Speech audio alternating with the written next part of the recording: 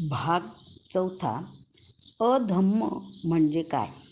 दैवी चमत्कृतीवर विश्वास ठेवणे म्हणजे अधम्म. जेव्हा जेव्हा एखादी घटना घडते तेव्हा ती कशी घडली, याचे कारण काय, हे जाणण्याची मनुष्यमात्राला आवश्यकता वाटते. कधीकधी कारण व कार्य ही एकमेकांच्या इतकी जवळजवळ असतात की कार्याच्या कारणाचा पत्ता लागणे अवघड नसते. परंतु कधीकधी कार्य म्हणजे परिणाम हे कारणापासून इतके दूर असते की तेथे कार्यकारणाचा शोध लागत नाही. ढोबळ दृष्टीने पाहता असे वाटते की या परिणामाला कारणच नव्हते.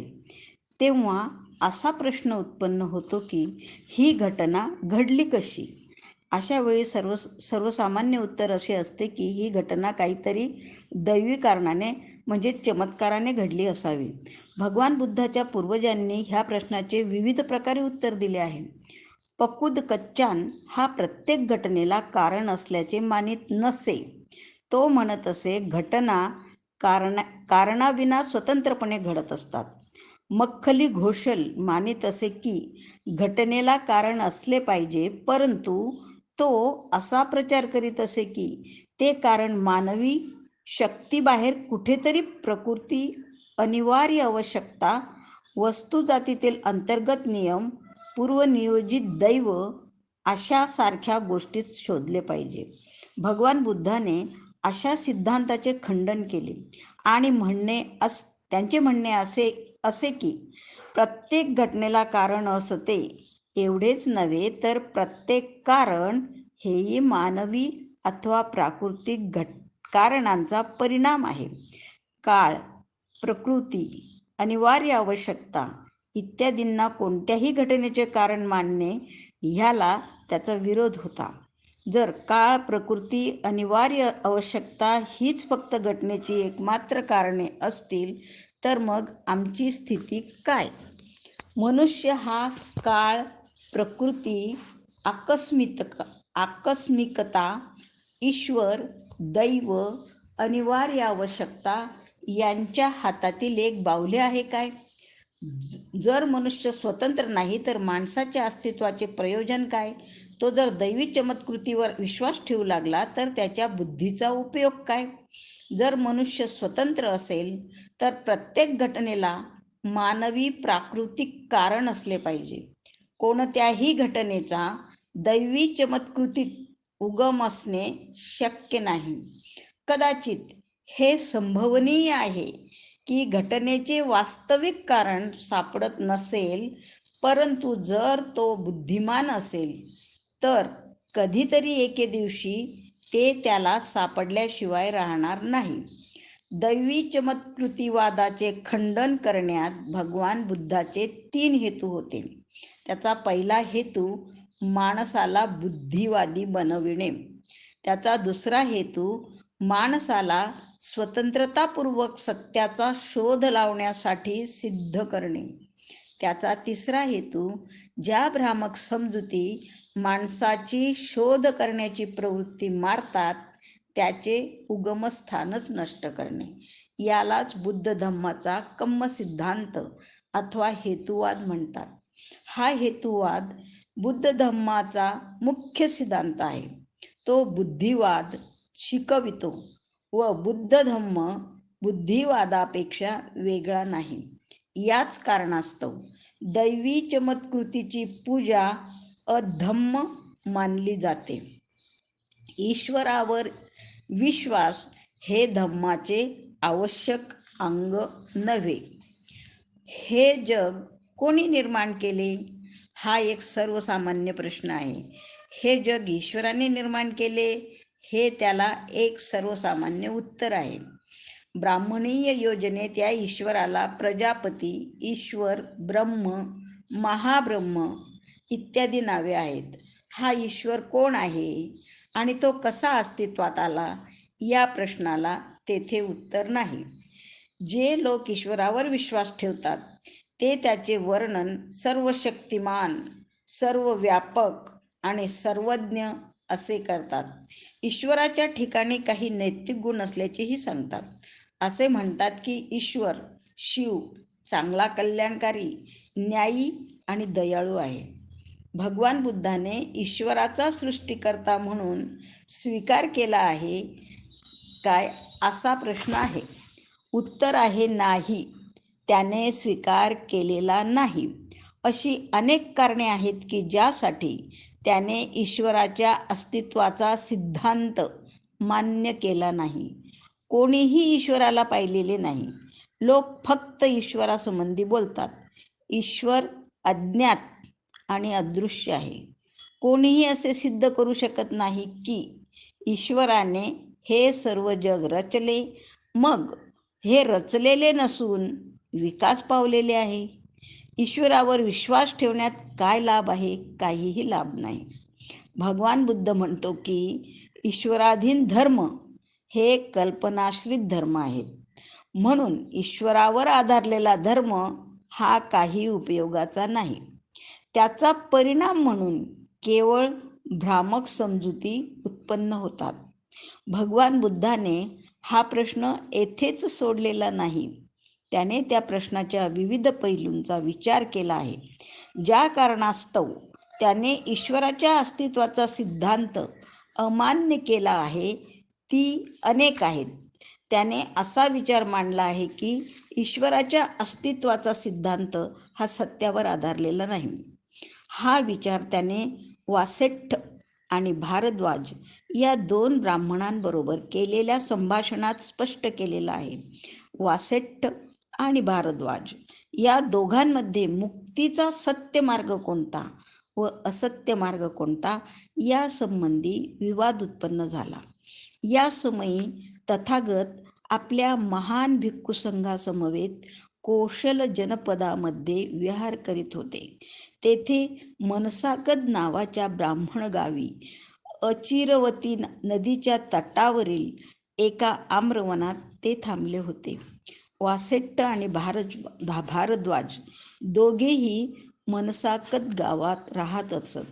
जेव्हा त्यांनी ऐकले की तथागत त्यांच्या गावी उतरलेले आहेत, तेव्हा ते त्यांच्याकडे गेले आणि दोघांनी तथागतांसमोर आपला दृष्टिकोन निवेदन केला. भारद्वाज म्हणाला, तरुकक याने दाखविलेला मार्ग सरळ मार्ग आहे. त्यात सरळ मुक्तीचा मार्ग आहे आणि जो कोणी त्या मार्गाप्रमाणे वागतो त्याला तो मार्ग ब्रह्मसायुज्य मिळवून देतो. वासेट्ठ बोलला, हे गौतम, पुष्कळसे ब्राह्मण पुष्कळसे मार्ग दाखवितात. अर्धयू ब्राह्मण, तैत्तिरीय ब्राह्मण, कंछोग ब्राह्मण, त्याचप्रमाणे बिहूवर्गीय ब्राह्मण हे प्रत्येकजण आपण दाखवलेल्या मार्गाने ब्रह्मसायुज्य मिळते असे म्हणतात. ज्याप्रमाणे एखाद्या गावाला अथवा नगराला अनेक रस्ते असतात, तरीही ते सर्व रस्ते त्या गावाला आणून पोचवितात, त्याप्रमाणेच या ब्राह्मणांनी दाखविलेले मार्ग शेवटी ब्रह्मसायुज्याकडे नेतात. भगवान बुद्धाने त्याला विचारले, वासेट्ठ, तुझे म्हणणे असे आहे काय की सर्वच मार्ग बरोबर आहेत? वासेट्ठ बोलला, श्रमण गौतम, होय, हेच माझे म्हणणे आहे. पण वासेट्ठ, या 3ही वेद जाणणाऱ्या ब्राह्मणांपैकी एकाने ब्रह्माचे साक्षात समोरासमोर वर्णन किंवा दर्शन घेतले आहे काय? नाही गौतमा. ह्या 3ही वेद जाणणाऱ्या ब्राह्मणांच्या गुरुने तरी ब्रह्माला समोरासमोर पाहिले आहे काय? नाही गौतमा, नाही. कोणीही ब्रह्म पाहिलेले नाही. कोणालाही ब्रह्म साक्षात्कार झाला नाही. वासेट्ठ बोलला, होय, असेच आहे. तर मग तू असे कसे मानतोस की हे जे ब्राह्मण सांगतात ते सत्यावर आधारलेले आहेत? वासेट्ठ, ज्याप्रमाणे एकमेकांना धरून चालणारी आंधळ्यांची माळ असते, त्यातील सर्वांच्या पुढे असलेल्यांना दिसत नाही, मध्यभागी असलेल्यांना दिसत नाही, शेवटी असलेल्यांना दिसत नाही, त्याप्रमाणेच मला वाटते ह्या ब्राह्मणांचे शब्द आंधळ्याच्या शब्दासारखे आहेत. त्यांच्यापैकी पुढे असणाऱ्याला दिसत नाही, मध्यभागी असणाऱ्याला दिसत नाही, अगदी शेवट असणाऱ्याला दिसत नाही. ह्या ब्राह्मणांचे शब्द उपहासास्पद आहेत. ते केवळ पोकळ व्यर्थ शब्द असून त्यात काही अर्थ नाही. वासेट्ट ही गोष्ट कधीच न पाहिलेल्या एखाद्या स्त्रीवर प्रेम करणाऱ्या माणसासारखी नाही काय? हो, तशीच आहे, वासेट्टाने उत्तर दिले. वासेट्ट, मग मला सांग, जर लोकांनी तुला विचारले, मित्रा, ज्या अतिसुंदर स्त्रीवर तू इतके प्रेम करीत आहेस आणि जिची तू वांछा धरीत आहेस, ती आहे तरी कोण? ती क्षत्रिय जातीची आहे की ब्राह्मण जातीची आहे की वैश्य जातीची आहे की शूद्र जातीची आहे? सृष्टीचा तथाकथित निर्माता महाब्रह्म याच्या उत्पत्तीसंबंधी चर्चा करीत असताना तथागत भारद्वाज आणि वासेट्ट यांना उद्देशून म्हणाला, मित्रांनो, तो प्रथम जन्मास येणारा प्राणी म्हणतो, मी ब्रह्म आहे, महाब्रह्म आहे, विजेता आहे, अपराभूत आहे, सर्वद्रष्टा आहे, सर्वाधिकारी आहे, मालक आहे, निर्माता आहे, रचणारा आहे, मुख्य आहे, व्यवस्थापक आहे, मीच माझा स्वामी आहे आणि जे आहेत आणि पुढे होणारे आहेत त्यांचा मी जनक आहे. माझ्याच पासून हे सर्व प्राणी जन्माला आले आहेत. याचा अर्थ असा की जे आज आहेत आणि भविष्यकाळात होणारे आहेत त्यांचा ब्रह्म हा पिता आहे. तुझे म्हणणे असे आहे की पूज्य, विजेता, अपराभूत असे जे आहेत आणि जे होणारे आहेत त्यांचा जनक, ज्यांच्यामुळे सर्वांची उत्पत्ती झाली, असा जो ब्रह्म तो स्थायी आहे, सतत राहणारा आहे, नित्य आहे, अपरिवर्तनशील आहे, तो अनंत काळ असाच राहणार आहे. तर मग त्या ब्रह्माने उत्पन्न केलेले आम्ही इहलोकी येऊन अस्थायी, अनित्य, परिवर्तनशील, अल्पजीवी, मरणधर्मी कसे झालो? या प्रश्नाला वासेट्टाजवळ उत्तर नव्हते. तथागतांचा तिसरा विचार हा ईश्वराच्या सर्व शक्तिमत्तेसंबंधी होता.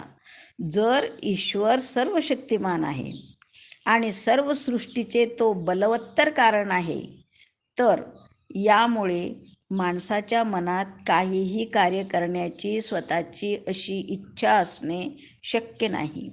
त्याला काही करण्याचीही आवश्यकता नाही.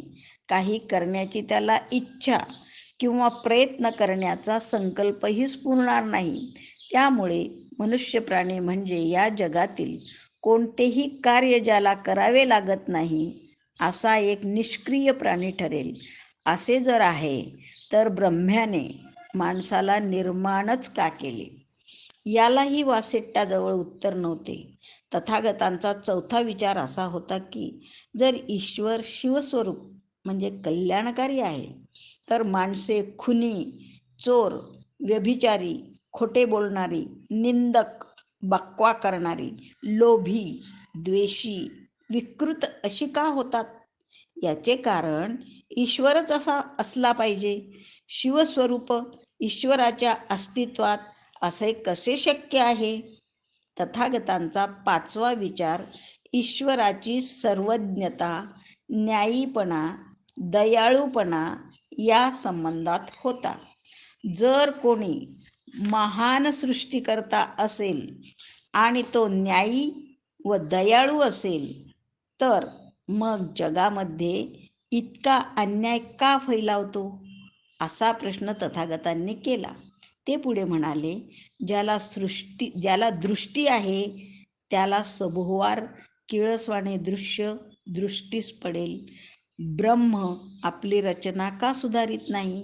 जिला मर्यादा नाही अशी त्याची शक्ती व्यापक असेल तर त्याचे हात कल्याण करण्यासाठी पुढे का सरसावत नाहीत? त्याने निर्माण केलेली सृष्टी दुःखोपभोगात का बुडालेली आहे? तो सर्वांना सुख का देत नाही? अफरातफर, चोरी, अज्ञान का फैलावत राहते? असत्य सत्यावर का मात करते? सत्य आणि न्याय पराभूत का होतात? माझ्या मते अन्यायाला आश्रय देण्यासाठी जग निर्माण करणारा हा तुमचा ब्रह्म परम अन्यायी ठरतो. सर्व प्राणी मात्रांना व्यापणारा तुमचा तो ईश्वर आहे, जो त्या प्राणी मात्रांना सुखी वा दुःखी बनवतो, त्यांच्याकडून पाप अथवा पुण्य करवितो. तो ईश्वर स्वतः पापाने कलंकित आहे. एकतर मनुष्य त्या ईश्वराच्या इच्छेप्रमाणे वागत नसावा, किंवा तो ईश्वर तरी न्यायी आणि चांगला नसावा, अथवा तो आंधळा असावा. तथागतांच्या ईश्वराच्या अस्तित्वाच्या सिद्धांतासंबंधीचा शेवटचा विचार असा होता की ईश्वराच्या अस्तित्वाच्या सिद्धांतासंबंधी चर्चा करण्यापासून काहीही लाभ नाही. तथागतांच्या मते धर्माचे केंद्र हे मनुष्याचा देवाशी असणारा संबंध यामध्ये नाही, ते माणसांच्या संबंधात आहे. धर्माचा हेतू सर्व माणसे सुखी होतील अशा रीतीने माणसाशी कसे वागावे हा आहे. तथागत देवाच्या अस्तित्वावरील विश्वासाविरुद्ध असण्याचे आणखीही एक कारण होते. तथागत धार्मिक क्रियाकलापाच्या विरोधी होते. या विरुद्ध असण्याचे कारण म्हणजे हे क्रियाकलाप म्हणजे भ्रामक समजुतीचे आगरच असते, आणि भ्रामक समजुती ह्या अष्टांग मार्गातील जे महत्त्वाचे तत्व सम्मादिठ्ठी तिचे शत्रू आहेत. तथागतांच्या दृष्टीने ईश्वरावरील विश्वास हा अतिशय भयानक गोष्ट आहे, कारण ईश्वरावरील विश्वास हा पूजा आणि प्रार्थना यांचा उत्पादक आहे. पूजा आणि प्रार्थना यांच्या जरुरीतून पुरोहितपद उत्पन्न होते, आणि पुरोहित हा असा दुष्टबुद्धी आहे की तो सर्व प्रकारच्या खुळ्या समजुती निर्माण करतो व त्यामुळे सम्मादिठ्ठीचा विकास अशक्य होतो. ईश्वराच्या अस्तित्वावरील विश्वासासंबंधीचे हे विचार व्यवहारी होते, पण ते बहुअंशी सैद्धांतिक होते. तथागत जाणत होते की ते विचार ईश्वराच्या अस्तित्वावरील विश्वासाला एकदम मारक असे नव्हते. तथापि अशी मात्र कल्पना करू नये की मारक असा विचार त्यांच्या जवळ नव्हता. त्यांनी एक असा विचार मांडला आहे की तो निस्संदेह देवावरील विश्वासांचे खंडन करणारा आहे. हा विचार प्रतीत्य समुत्पाद या सिद्धांतात अंतर्भूत आहे. ह्या सिद्धांतानुसार ईश्वर आहे किंवा नाही हा प्रश्न महत्त्वाचा नाही. त्याप्रमाणे ईश्वराने ही सृष्टी निर्माण केली किंवा नाही हाही प्रश्न मुख्य नाही. खरा प्रश्न असा आहे की निर्मात्यांनी ही सृष्टी कशी निर्माण केली? ईश्वराच्या अस्तित्वावरील विश्वासाचे समर्थन हे जग कसे निर्माण झाले? ह्या प्रश्नाच्या उत्तराचा निष्कर्ष आहे. महत्त्वाचा प्रश्न हा आहे की ईश्वराने सृष्टी, भाव, काही पदार्थ यातून उत्पन्न केली की अभाव म्हणजे शून्य यातून निर्माण केली? काहीतरी हे काहीच नाही. मधून उत्पन्न केले गेले यावर विश्वास ठेवणे हे शक्य नाही. जर तथाकथित ईश्वराने काहीतरी हे काहीतरी मधून निर्माण केले म्हटले, तर ज्या काहीतरीतून जे नवे काहीतरी निर्मिले ते निर्मितीपूर्वच अस्तित्वात असले पाहिजे. म्हणून ईश्वराला त्याच्या पूर्वीच अस्तित्वात असलेल्या काहीतरीचा निर्माता म्हणता येणार नाही. जर ईश्वराने काही वस्तू निर्माण करण्यापूर्वी कोणीतरी काहीतरी निर्मिलेले असेल, तर ईश्वराला निर्माता अथवा अधिकारण असे म्हणता येणार नाही. ईश्वराच्या अस्तित्वासंबंधीच्या विश्वासाविरुद्ध तथागतांचा शेवटचा असा निर्विवाद विचार होता. ईश्वर हा सर्व सृष्टीचा निर्माता आहे हा विश्वास तर्कदुष्ट असल्यामुळे तो अधर्म आहे. तो विश्वास म्हणजे केवळ असत्यावरील विश्वास ठरतो. ब्रह्म सायुज्यावर आधारित धर्म अधर्म आहे. जेव्हा भगवान बुद्ध आपल्या धर्माचा प्रसार करीत होते तेव्हा एक सिद्धांत प्रचलित होता, त्यास वेदांत असे म्हणत. ह्या सिद्धांताची तत्त्वे थोडकी व सरळ होती. या सर्व विश्वामागे एक सर्वव्यापक जीवनतत्व विद्यमान असून त्याला ब्रह्म अथवा ब्रह्मन म्हणतात. हे ब्रह्म एक वास्तविकता आहे. आत्मन आणि ब्रह्मन एकच होत. आत्मा आणि ब्रह्मन एकरूप करण्याने माणसाला मोक्ष मिळतो, हे या सिद्धांताचे दुसरे तत्व आहे.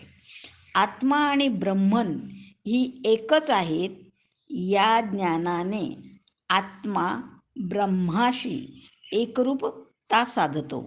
आत्म्याला आपण ब्रह्म आहोत हे ज्ञान होण्यासाठी संसाराचा त्याग करणे आवश्यक आहे. ह्या सिद्धांताला वेद म्हणतात. भगवान बुद्धांच्या मनात या सिद्धांताबद्दल आदर नव्हता. त्यांच्या मते या सिद्धांताचा आधार मिथ्या होता, त्याचा काही उपयोग नव्हता आणि त्यामुळे तो स्वीकारण्याजोगा नव्हता. हे आपले मत भगवान बुद्धाने भारद्वाज आणि वासिष्ठ या 2 ब्राह्मणांसमोर झालेल्या संवादात स्पष्ट केले आहे. भगवान बुद्धांचे म्हणणे असे होते की कोणतीही गोष्ट सत्य म्हणून स्वीकारण्याला तिला काही ना काही प्रमाण असले पाहिजे. प्रमाणाचे प्रत्यक्ष आणि अनुमान असे 2 प्रकार आहेत. भगवान बुद्धांचा प्रश्न असा होता की कोणी ब्रह्म प्रत्यक्ष अनुभवले काय? तू ब्रह्म पाहिले आहेस काय? तू ब्रह्माबरोबर गोष्टी केल्या आहेस काय? तू ब्रह्माचा वास घेतला आहेस काय?